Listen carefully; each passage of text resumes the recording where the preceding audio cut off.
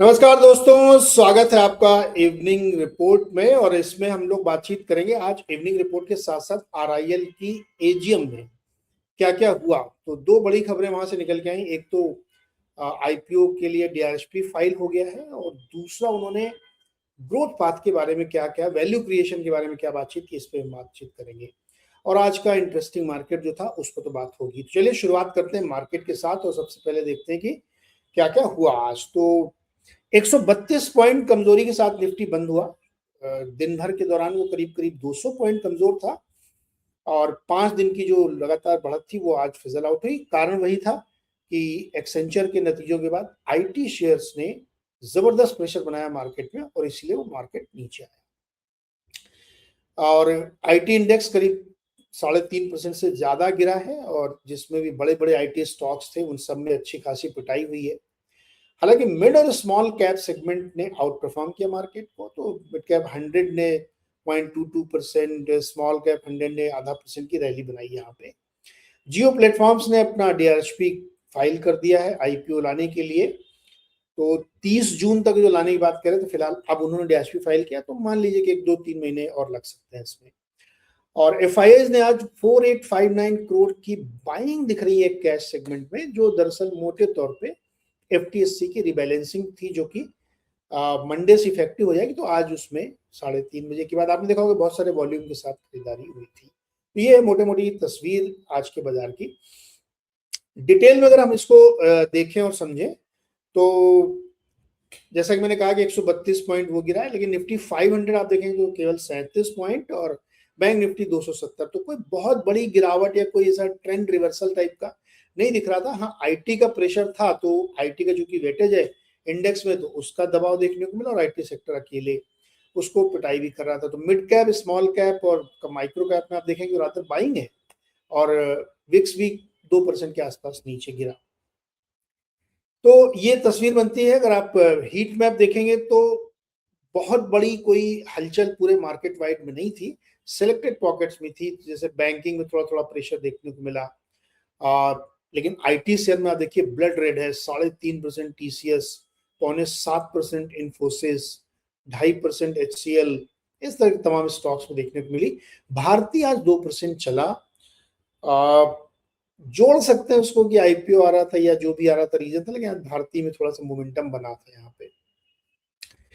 Chart देखिए बहुत interesting है। आखिरी में देखिए, जो आखिरी लास्ट आवर में जो था वो बैलेंसिंग का एक्ट था।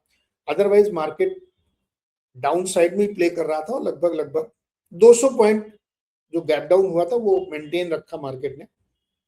छोटी सी रेंज में ऊपर नीचे हो रहा था, आखिरी में थोड़ा सा उसके चक्कर में हुआ। अगर आप 5 डे का चार्ट देखेंगे तो देखिए आखिरी दिन अच्छा खासा गैप बन गया है।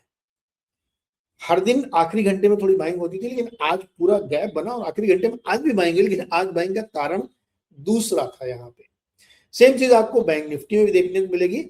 तुलनात्मक रूप से इसका चार्ट बेटर है निफ्टी से, बैंकिंग एंड फाइनेंशियल सेक्टर का। तो आप यहाँ पे भी देखिए, ये चार्ट उस चार्ट से थोड़ा सा ज्यादा स्ट्रॉन्ग यहाँ पे देखने को मिल रहा था। सुबह अपनी बातचीत हुई थी कि सबसे ज्यादा कॉल राइटर कहाँ पे है, 24,000 पे। तो आज 24,000 पे कॉल राइटर को पार करना बड़ा मुश्किल से था, क्योंकि आईटी सपोर्ट नहीं कर रहा था। लेकिन नीचे भी 23,900 पे पुट राइटर था, तो सपोर्ट भी मिल रहा था, इसलिए बहुत नीचे जाने को तैयार नहीं था। तो एक बार जो गैप डाउन बना, उसके बाद बहुत नीचे मार्केट गया नहीं, सस्टेन किया उसने, और फिर जल्द हल्का सा पुश मिला रिबैलेंसिंग का, तो मार्केट ने 24,000 के ऊपर जाके बंद किया। आप देखिए, बहाना कोई भी हो, लेकिन 24 के ऊपर मार्केट ने किसी तरीके से सस्टेन किया। तो एक थ्योरी ये हो सकती है, भाई टेक्निकली 24 के ऊपर था, बहुत अच्छी पॉजिटिव बात है।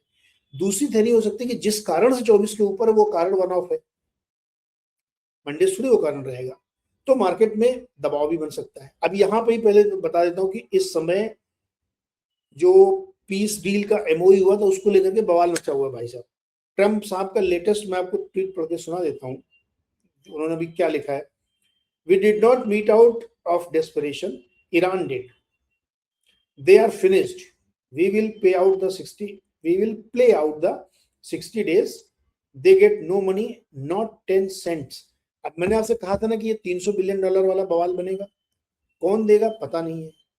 उसमें लिखा हुआ था लेकिन कोई देने को तैयार नहीं था। इफ यू रिमेंबर, जिस दिन मैंने आपको ये सुबह सुबह 18 तारीख को, मतलब कल सुबह, ये बताया था कि इस डील में क्या क्या हुआ है, तो मैंने 3 ही पॉइंट हाईलाइट किए जो मैंने रेड कर दिए थे। आप जाकर उस वीडियो को दोबारा देख लीजिएगा कि वही पॉइंट मैंने रेड किए थे कि ये थोड़ा विवादित मुझे लग रहा है, इस पे क्या हुआ। अब ये जो डील में साइन होना था वो नहीं हो रहा है, ये सब बयानबाजी चल रही, तो मुझे थोड़ा सा डर लग रहा है कि ये पीस डील एमओयू साइन जो हुआ है उसमें कुछ होगा भी कि नहीं होगा, आई डोंट नो।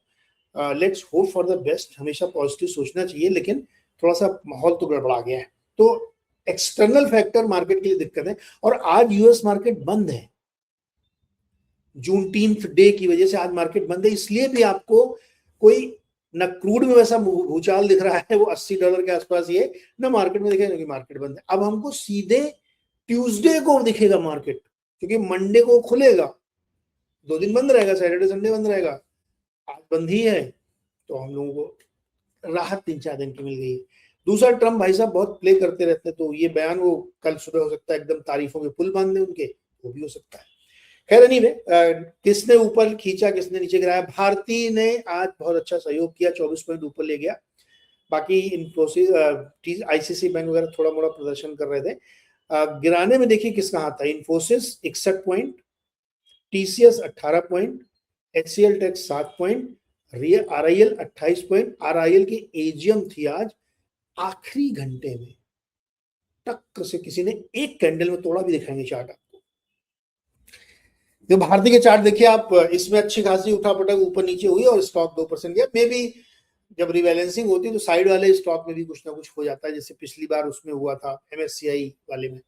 तो इन्फोसिस गिरा आज 6.5-7%, भयंकर गैप डाउन हुआ और एकदम उसी लेवल में था। आखिरी में इसमें भी थोड़ा सा मोमेंटम, बहुत बुरी तरीके से पिटाई इनकी हो चुकी है, और वैल्यूएशन मैट्रिक्स में देखोगे बड़ा लालच आएगा आपको। टीसीएस देखिए आप, एक पैरामीटर था, आखिरी 2 बजे के बाद से इसमें भी थोड़ी सी लास्ट मोमेंट पे बाइंग हुई है।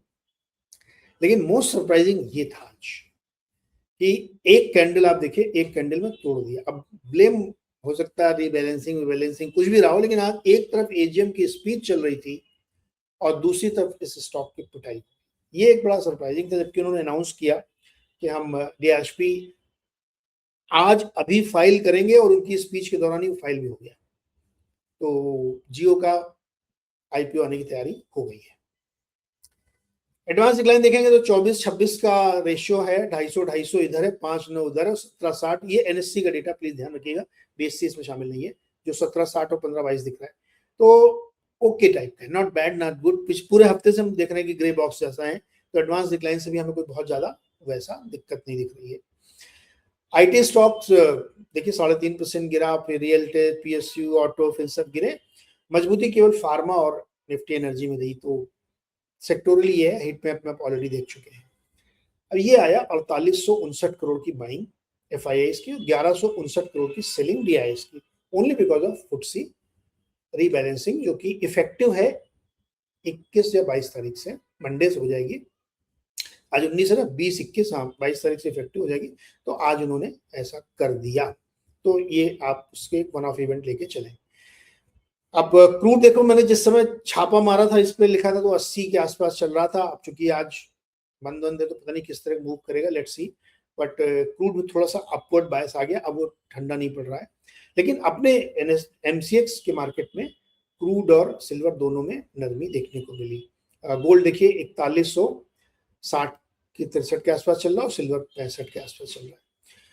बॉन्ड यील्ड और आईएनआर में कोई खास मोमेंटम नहीं हुआ। तो आज के मार्केट की पूरी जो लबोलबाब समरी ये है कि आईटी स्टॉक्स और एक्सेंचर की वजह से पूरे मार्केट में दबाव बना, काफी कमजोरी खुले, लेकिन आखिरी घंटे में थोड़ा सा रिकवरी देखने को मिली because of that one of event.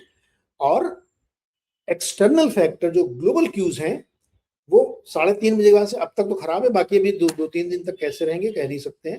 Trump हर घंटे में अपने व्यू बदल सकते हैं, लेकिन जो साइन होनी थी डील जिनेवा में वो साइन फिलहाल नहीं हुई है। तो ये थी कहानी आज की इवनिंग रिपोर्ट के। फटाफट हम लोग चलते हैं जियो वाले में। एजीएम के बारे में बता दें, अलग से शो इसलिए नहीं बना रहा, बहुत लंबा हो जाएगा, फिर आप देखोगे कितना, तो इसी में हम लोग इसको शामिल कर लिया।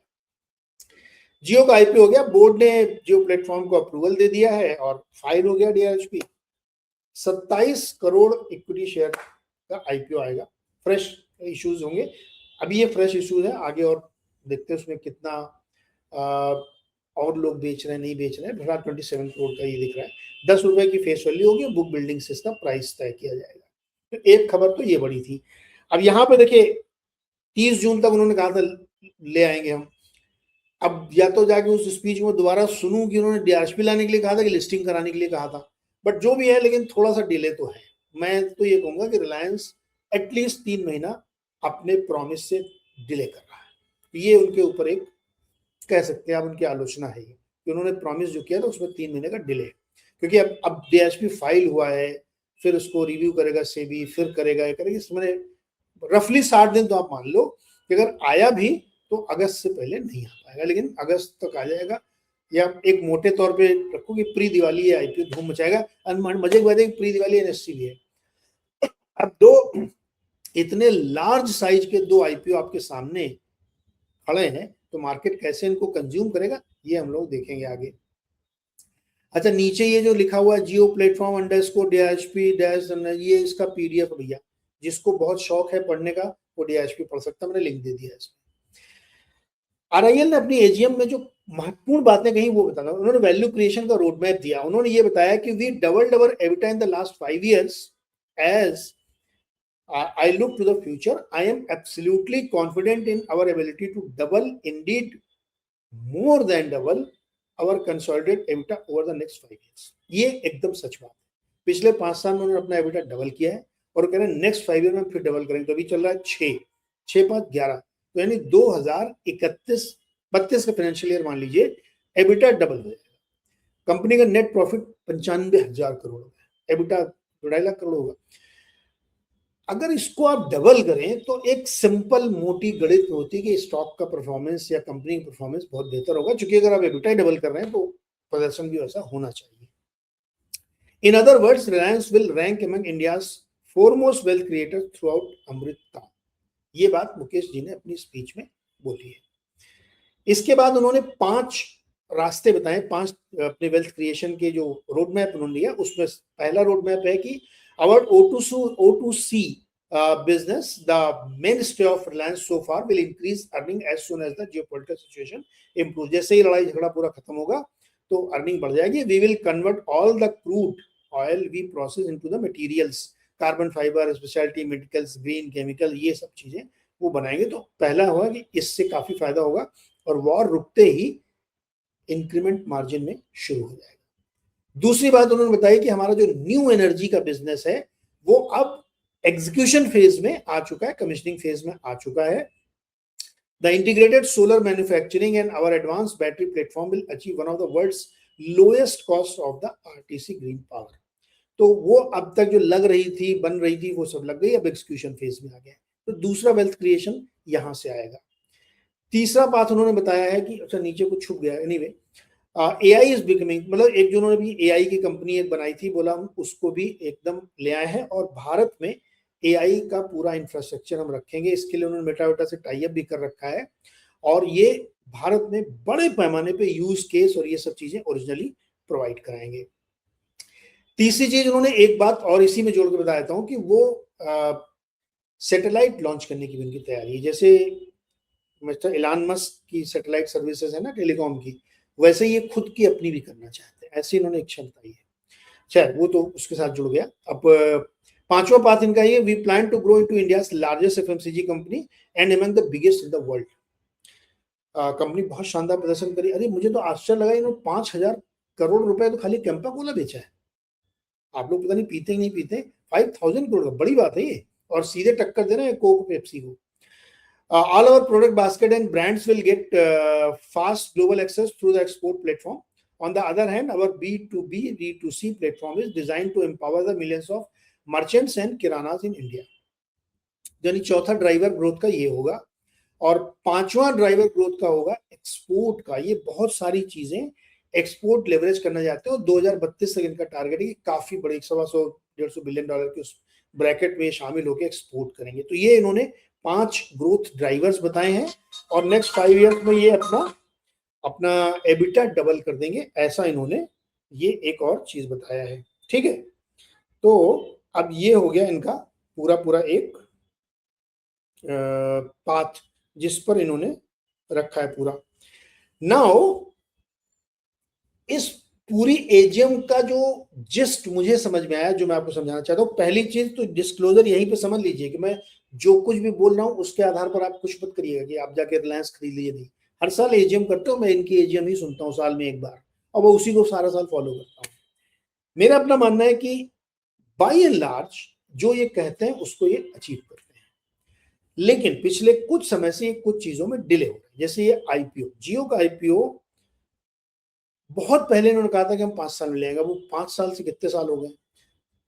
उसके बाद इन्होंने लास्ट एजीएम में कहा था कि 30 जून तक आईपीओ आ जाएगा। अब 30 जून के 19 जून को तो आप डीएसपी फाइल कर रहे हैं, तो 10 दिन में तो आ नहीं जाएगा, तो 3 महीने से डिले हो गया। तो थोड़ा बहुत आप, इतना बड़ा, इतनी बड़ी कॉर्पोरेट है, इतना बड़ा है, तो भैया थोड़ा बहुत आप लेवरेज दे सकते हैं। प्लस अपना माल जो बेचने जा रहा है वो मार्केट भी देखेगा, तो वो भी हो सकता है। तो मैं मानता हूँ कि चलो भाई ठीक है, इसको थोड़ा बहुत आप दाएं बाएं इनको वैल्यू दे दें।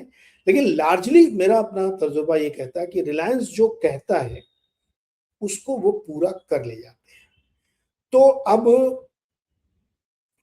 आईपीओ आ रहा है और वेल्थ क्रिएशन के 5 तरीके होता है, तो 2 ही टेक अवे हैं। एक तो आईपीओ आएगा, उससे वैल्यू क्रिएशन होगी क्योंकि रिलायंस इसका शेयर होल्डर है, और दूसरा उन्होंने कहा कि नेक्स्ट 5 ईयर्स में हम एबिटा डबल कर देंगे। That is also a big thing.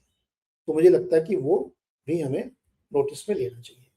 तो कुल मिला के एजीएम के जो 2 टेक अवे पॉइंट वो हमने बता दिए, और हमने इवनिंग में रिपोर्ट की। तो देखिए 17 मिनट में हमने इतनी बड़ी चीजें आपको सब एक साथ कंप्लीट कर दी, जिससे आपका ज्यादा समय ना हो।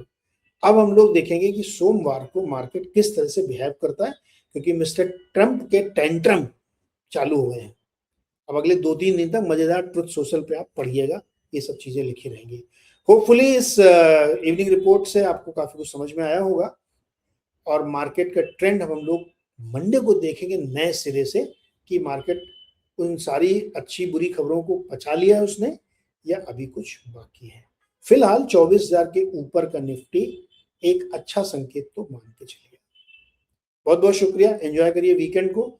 चैनल को सब्सक्राइब करिए, दोस्तों के साथ शेयर करिए, और लाइक भी कर दीजिए, और एक घंटा लगा होगा उसको दबा दीजिए, तो आपको नोटिफिकेशन मिलता रहेगा, जिससे आप समय पे देख सकें। Thank you so much.